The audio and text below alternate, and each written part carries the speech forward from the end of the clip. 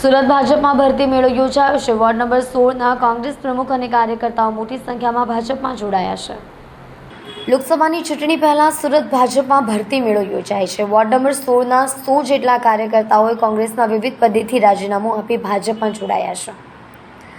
તમામને શિક્ષણ મંત્રી પ્રફુલ્લ પાનસેરિયાના હસ્તે કેસરીયો ખેસ ધારણ કર્યો હતો। ભાજપની વિચારધારાને જોઈ ભાજપમાં જોડાયા હોવાનું જણાવ્યું હતું અને શિક્ષણ મંત્રી પ્રફુલ્લ પાનસેરિયાએ તમામને આવકાર્યા હતા।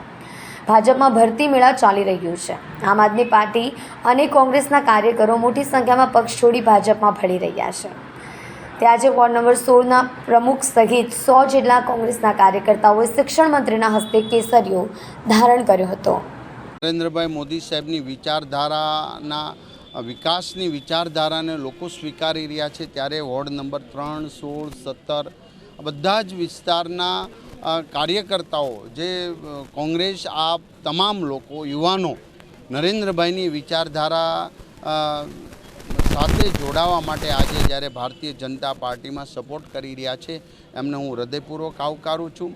દેશ નવી દિશા તરફ જઈ રહ્યો છે, રાષ્ટ્ર મજબૂત બની રહ્યું છે અને 2047નું ભારત એક સમૃદ્ધ ભારત બની રહ્યું છે। ત્યારે તમામ લોકો જ્યારે ભારતીય જનતા પાર્ટી અને નરેન્દ્રભાઈને સહયોગ આપી રહ્યા છે ત્યારે પૂરું ભારત નરેન્દ્રભાઈ મોદી સાહેબનો પરિવાર બની રહ્યો છે।